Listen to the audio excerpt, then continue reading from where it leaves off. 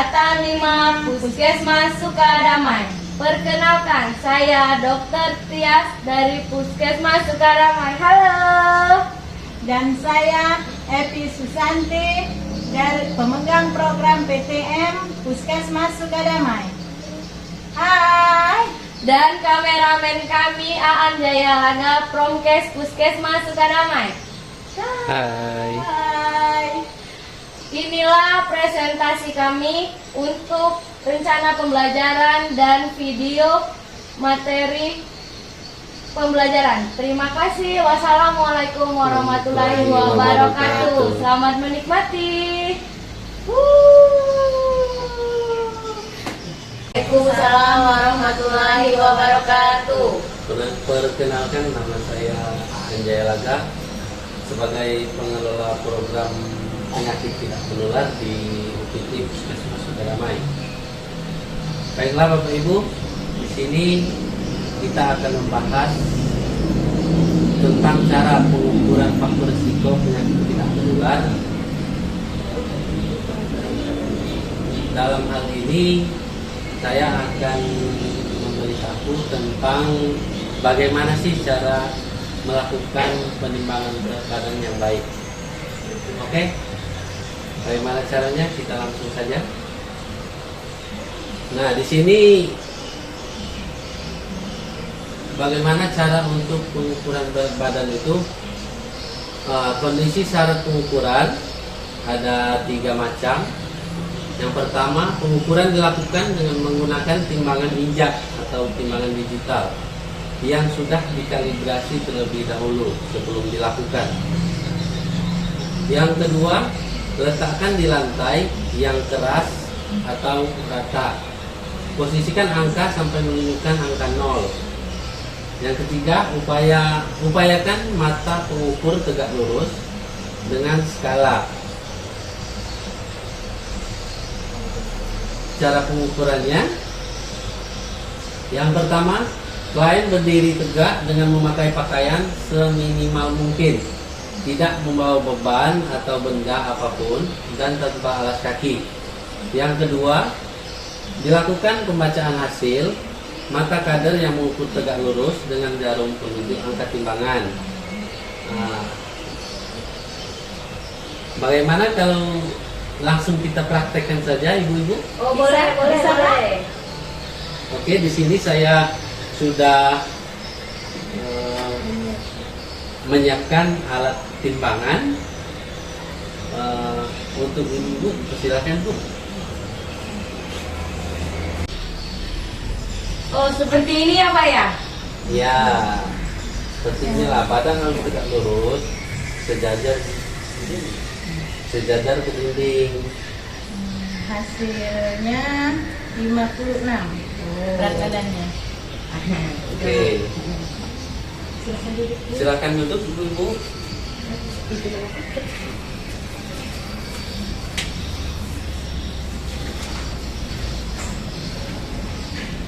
Nah, dengan cara tadi, apakah ada yang ibu-ibu mau tanyakan? Ibu Epi? Oh, saya ingin menanyakan, kalau untuk timbangan itu Pak, kalau bagus yang digital atau yang menunjukkan jarum? Kalau untuk timbangan bagus yang digital. Saya mau menanyakan timbangan itu bagus yang digital atau yang pakai jarum Pak? Ya. Nah, untuk timbangan ibu-ibu, sebenarnya untuk timbangan itu bagus semua. Yang penting pada saat mau digunakan timbangan tersebut dilakukan kalibrasi terlebih dahulu. Oh begitu. Dan jarumnya ditunjukkan angka 0. Saya mau bertanya juga, Pak. Ya, boleh Ibu. Kalau seandainya nih waktu posyandu ada orang tua yang berdirinya tuh sudah tidak tegak lagi, itu gimana cara nimbangnya, Pak? Oh, kalau untuk menemukan pasien seperti ini, pasien tersebut kita papa, kita bawa ke tempat timbangan. Selanjutnya sampai stabil, baru kita lihat berat badan ibu tersebut. Bagaimana? Apakah sudah? Sudah, Pak. Ya, baiklah, ada pertanyaan lagi. Saya ingin menanyakan, bagaimana ibu sikap tubuh saat melakukan penimbangan? Berdiri tegak lurus dan pandangan lurus ke depan. Waduh, tepuk tangan dulu. Oke, mungkin pemaparan kita cukup sampai di sini dulu. Sampai ketemu lagi di berikutnya. Saya tutup. Assalamualaikum warahmatullahi wabarakatuh. Waalaikumsalam warahmatullahi wabarakatuh. Kenapa ya, dokter? Assalamualaikum warahmatullahi wabarakatuh. Waalaikumsalam warahmatullahi wabarakatuh. Baiklah, saya akan memperkenalkan diri saya. Saya Epti Susanti selaku pemegang program TTM dari Puskesmas Sukadamai, dan di sini saya akan melakukan pemaparan pemeriksaan gula darah dengan tujuan untuk mengajar ibu-ibu untuk melakukan pemeriksaan gula darah yang baik dan benar. Baiklah ibu-ibu, untuk pemeriksaan gula darah itu sendiri untuk sasarannya usia 15 sampai 40 tahun dengan faktor resiko PTM, riwayat obesitas atau obesitas sentral atau tekanan darah tinggi, usia lebih dari 40 tahun. Dan saya juga akan memperkenalkan alat-alat untuk pemeriksaan kadar gula darah atau glukometer. Di sini pemeriksaan kadar gula darah, alat-alat dan bahannya yaitu alat pemeriksaan kadar gula darah dan glukometer yang ini ya ibu-ibu. Nah, untuk untuk strip tes gula darah yang ini auto Lancet, yang ini ibu-ibu sama Lancet, alkohol 70%, kapas dan tisu kering. Cara melakukannya ya ibu-ibu, kita siapkan dulu alat-alat untuk melakukan pemeriksaan, yaitu Kamu cari stop dulu ya, Kak? Bis. Stop dulu yuk. Ini udah mau sudah yuk. Belakang gue ya, Kak, yuk. Gitu ya. baik, cara melakukan pemeriksaan gula darah, pertama-tama kita siapkan dulu alat-alatnya.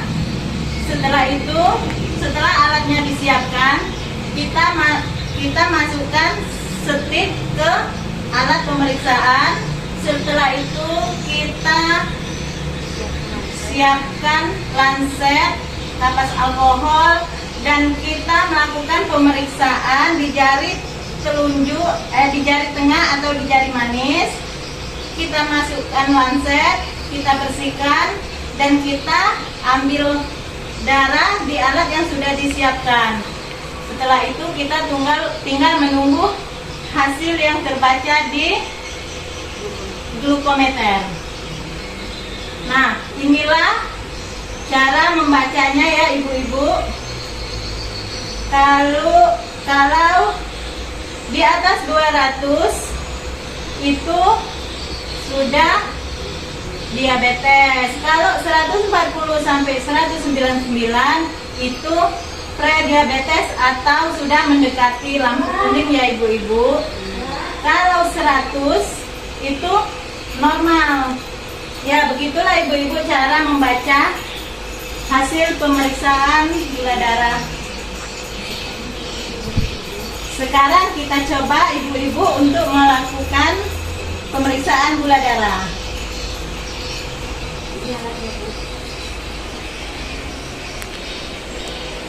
Ini alat untuk melakukan pemeriksaan gula darah ya ibu-ibu. Ya, Bu. Coba Ibu ini siapa namanya? Ibu Tias. Oh, coba Ibu Tias yang melakukan pemeriksaan gula darah. Ya.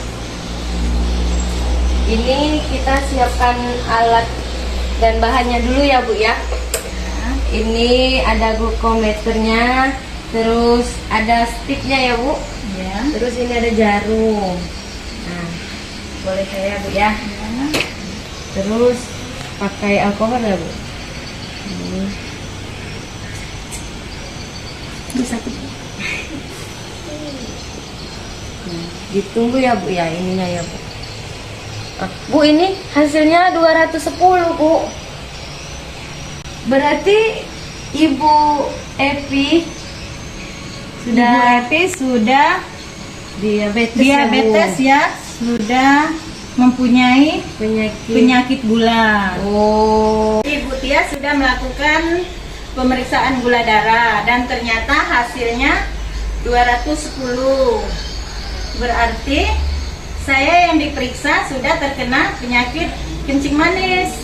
Nah, gimana ibu-ibu yang lain sudah paham untuk melakukan pemeriksaan gula darah? Sudah. Apakah ada pertanyaan untuk pemeriksaan gula darah ini, ibu-ibu? Bu, saya mau bertanya. Ya. Untuk ini hasil pembacaan gula darahnya laki-laki sama perempuan sama nggak Bu? Oh, sama itu untuk hasil pemeriksaannya untuk laki-laki dan perempuan tidak ada perbedaan, Bu. Oh, tidak ada ya. Kalau seandainya kita mau ininya apa? Tusuk jarum itu paling bagus di mana Bu? Di telunjuk kah, jari tengah kah, jari manis kah, jempol? Nah, untuk pemeriksaan gula darah yang paling bagus itu, Bu, di jari tengah atau di jari manis. Karena kalau di telunjuk itu kulitnya terlalu tipis. Ditakutkan pasiennya merasa kesakitan. Oh, seperti itu ya Bu ya. Apakah ibu-ibu sudah mengerti atau masih ada pertanyaan? Sudah mengerti. Kalau ibu-ibu semuanya sudah mengerti, baiklah.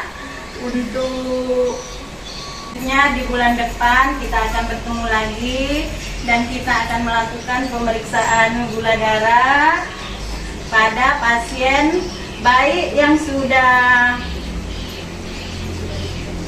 dicek gula darah atau yang baru datang. Jadi kita screening lagi ya ibu-ibu. Ya Bu. Baiklah, saya tutup dengan wabillahi taufiq wal hidayah. Wassalamualaikum warahmatullahi wabarakatuh. Waalaikumsalam. Assalamualaikum warahmatullahi wabarakatuh. Waalaikumsalam warahmatullahi wabarakatuh. Baiklah ibu-ibu, perkenalkan saya Dr. Tias. Saya dari Puskesmas Sukadamai. Hari ini saya akan melakukan pemaparan tentang pencegahan dan pengendalian faktor risiko penyakit tidak menular. Tujuannya apa? Ini agar ibu-ibu bisa melakukan edukasi ke pasien kalau ketemu sama pasien yang memang memiliki faktor risiko menuju ke penyakit tidak menular. Baiklah, saya di sini akan menjelaskan tentang diet sehat dan seimbang. Nah, kalau mikirin diet sehat dan seimbang ini pasti kita tuh mikirnya, oh ini pasti pasien yang kegemukan atau pasien obesitas ya Bu ya. Ada yang tahu obesitas itu apa? Gemuk ibu. Gemuk. Oh, berarti seluruh pasien gemuk obesitas ya Bu ya. Saya tidak termasuk gemuk ya Bu. Jadi di sini untuk obesitas itu, apa itu obesitas? Nah, obesitas itu adalah penumpukan lemak yang berlebihan akibat ketidakseimbangan asupan energi dengan energi yang digunakan. Jadi ibu makannya seberapa, dikeluarin seberapa. Jadi misalnya ibu pagi ini makan gorengan 5, tapi cuman olahraganya cuma duduk aja, nggak ada nyapu, nggak ada jalan-jalan, berarti pemasukan ibu lebih banyak daripada pengeluarannya.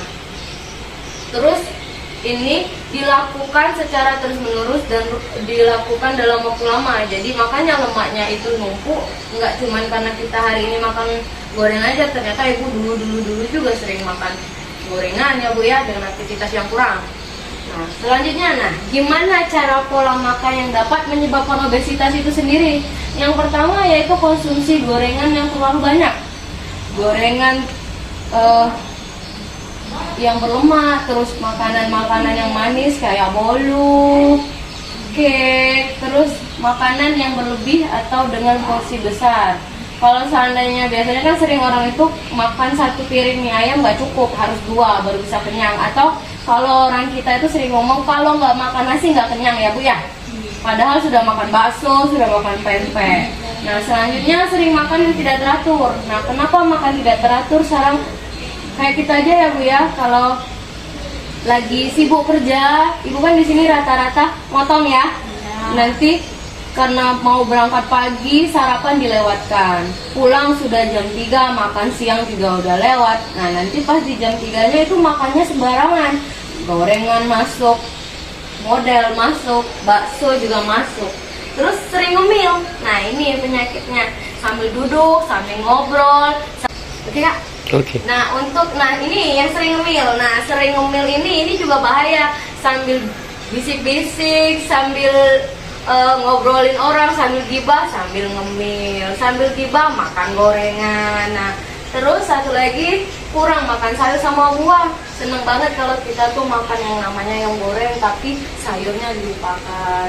Terus makan dalam jumlah banyak dengan waktu yang singkat.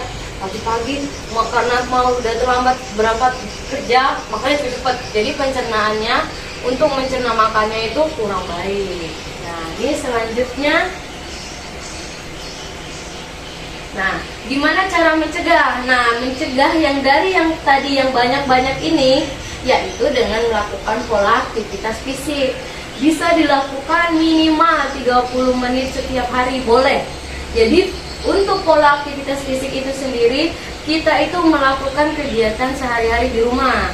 Jadi, ibu nyapu, ibu ngepel, itu udah termasuk aktivitas fisik loh, Bu. Apalagi kalau seandainya ibu ngepelnya itu pakai tangan ya, Bu, ya, bukan pakai pelan yang sekarang itu mudah praktis ya. Apalagi kalau sampai sudah cuci mobil sendiri, misalnya benerin genteng sendiri ya Bu ya, berarti itu udah termasuk aktivitas fisik minimal 30 menit dalam sehari itu. Apa saya rasa kalau ibu-ibu kader kan di rumah itu sering banget ya aktivitas ya, belum gendong anak, belum nyuci baju. Nah selain pola aktivitas fisik ini apalagi sih untuk mencegah obesitas? Salah satunya yaitu mengatur pola makan. Nah, di sini pola makannya itu mengacu pada isi piringku, Bu. Kalau orang yang belum mempunyai resiko penyakit tidak menular, di sini isi piringku, di mana sepertiga dari setengah piring itu lauk pauk, yang itulah yang isinya ayam, ikan, bisa daging. Selanjutnya ada sepertiga setengah piring itu buah. Jadi itu buahnya nggak harus buah yang ini, terserah buah apa aja, yang penting dalam kondisi buahnya manis, tidak masam ya Bu ya. Nah selanjutnya ada 2/3 dari setengah piring itu isinya sayuran. Selanjutnya 2/3 dari setengah piring itu makanan pokok, yaitu nasi, bisa kentang, bisa roti. Jadi inilah isi piringku. Pola makannya jangan terlalu berlebihan ya Bu ya. Dan jangan lupa minum air putih. Nah, selanjutnya, untuk anjuran konsumsinya di sini kita ingatnya G4, G1 sama L5 ya Bu. Nah, di mana G4 itu apa sih? Gulanya cukup 4 sendok makan per orang per hari. Terus G1-nya itu apa? Yaitu garam. Garam cukup 1 sendok teh per orang per hari. L5 apa? L5 itu lemak atau minyak ya Bu ya. Cukup 5 sendok per orang per hari. Untuk G4 itu gulanya 4 sendok per hari itu sudah cukup ya Bu ya. Kalau lebih dari sana berarti konsumsi gula kita berlebihan. Itulah makanya kenapa kita bisa beresiko untuk jadi obesitas, karena kita melebihi dari anjuran konsumsi per hari. Nah selanjutnya, ini untuk tabel kualifikasi. Saya kalau nggak saya ini ingat ya, bulan lalu ibu-ibu sudah belajar cara menimbang ya Bu ya? Iya. Ya, bulan lalu ini lagi sudah belajar cara mengukur tinggi badan kan Bu? Ya. Nah, jadi di sini pengukuran IMT ini atau indeks massa tubuh itu untuk menilai apakah pasien itu obesitas atau enggak. Nanti kita akan sama-sama belajar bagaimana cara mengukurnya. Nanti kita pas di lapangan kita akan langsung melakukan perhitungannya terhadap pasien. Kalau dinyatakan obesitas itu, kalau seandainya indeks massa tubuhnya sudah di 25 lebih dari 27, ya Bu ya. Nah, di sini ada pertanyaan atau enggak, Ibu? Ibu, Ya. saya mau bertanya ya. Boleh. Dengan Ibu siapa?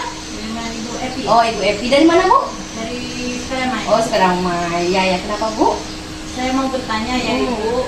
Ada orang itu badannya kurus ya Ibu. Nah, tapi perutnya buncit. Terus dia dibilang obesitas. Nah, itu obesitas gimana Ibu? Oh, berarti badannya kurus ya Bu ya, tapi Iya. buncit. Tapi bukan Ibu hamil ya Bu ya? Ya bukan, Bapak-bapak. Bapak-bapak, oke. Nah, kalau seandainya badannya kurus, terus perutnya buncit, kita bisa ukur lingkar perut. Jadi, kalau sudah ukur lingkar perut, kalau laki-laki dia kalau lebih dari 90 cm, itu sudah termasuk obesitas sentral. Yang mana obesitas sentral itu hanya bagian perutnya aja yang mengalami obesitas. Kemungkinan Bapak itu untuk aktivitas fisiknya berkurang atau sering makan makanan yang berminyak tapi aktivitasnya kurang. Mungkin bapaknya itu pekerja kantoran atau oke ya Bu ya kalau kita nyebutnya ya. Nah, cuman untuk yang seperti itu walaupun dia obesitas atau obesitas sentral beresiko obesitas, semuanya kita sesuaikan anjuran konsumsi. Jadi misalnya Ibu ya, Ibu ketemu sama pasien yang badan kurus, perutnya buncit atau setelah diukur ternyata dia obesitas sentral atau obesitas perut ya Bu ya. Kalau ketemu sama pasien itu, Ibu yang edukasinya kayak gini, Pak, nanti usahakan olahraga yang cukup, makannya yang sehat. Jadi Ibu terangkan aja, gulanya dikurangkan dari yang sebelumnya, garamnya juga dikurangkan, terus untuk makanan yang berminyak juga dikurangkan, banyakkan konsumsi sayur, buah, dan kurangkan makanan-makanan yang seperti makanan cepat saji, goreng-gorengan gitu ya Bu ya. Tapi kalau seandainya Ibu misal ketemu sama pasien yang gemuk banget sampai jalan dia susah, nah itu Ibu harus rujuk ke puskesmas. Nanti biar dokter di puskesmas yang akan melakukan tindak lanjut atau pengobatan selanjutnya bagaimana ya Bu ya. Jadi kalau misalnya bulan depan kita melakukan pos dulu, terus Ibu ketemu sama pasien yang kira-kira tidak terlalu gemuk tapi masih bisa diedukasi, Ibu edukasi aja. Ibu kasih tahu, Bu, dengan berat badan seperti ini, Ibu mau aktivitas susah gitu ya Bu ya. Jadi makanya harus diteraturkan, olahraga atau aktivitas fisiknya juga harus dikuatkan. Ya Bu, ada pertanyaan lagi Bu? Cukup. Nah, kalau gitu saya mau bertanya sama Ibu. Kalau seandainya pasiennya arti obesitas itu apa? Obesitas itu gemuk Bu. Tadi tidak ada lagi pertanyaan. Sekarang giliran saya mau nanya sama ibu-ibu, paham nggak nih sama yang saya paparkan? Ibu, obesitas itu artinya apa? Oh, obesitas itu Bu, itu penumpukan lemak karena disebabkan oleh pola makan yang tidak seimbang dan itu sudah berlangsung lama. Oke, terus di isi piringku itu apa Bu? Ada sayur, harus ada sayur, buah, sayur, buah, apa namanya? Sayur, buah, karbohidrat, jangan karbohidrat, sayur, buah, ini udah benar nih. Nah, kalau isi piring tuh gimana Bu? ada sayur, ada buah, ada lauk. Nah, berarti ibu-ibu kader semua udah paham ya Bu ya, arti obesitas apa, bagaimana dia yang sehat dan seimbang itu ya.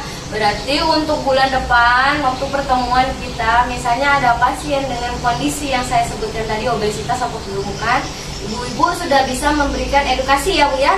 Ya, insya Allah. Oke, baiklah. Cukup pemaparan dan materi kita hari ini. Sampai ketemu di bulan depan di Posyandu PTN selanjutnya. Saya tutup. Wassalamualaikum warahmatullahi wabarakatuh. Waalaikumsalam warahmatullahi Iya, wabarakatuh. wabarakatuh.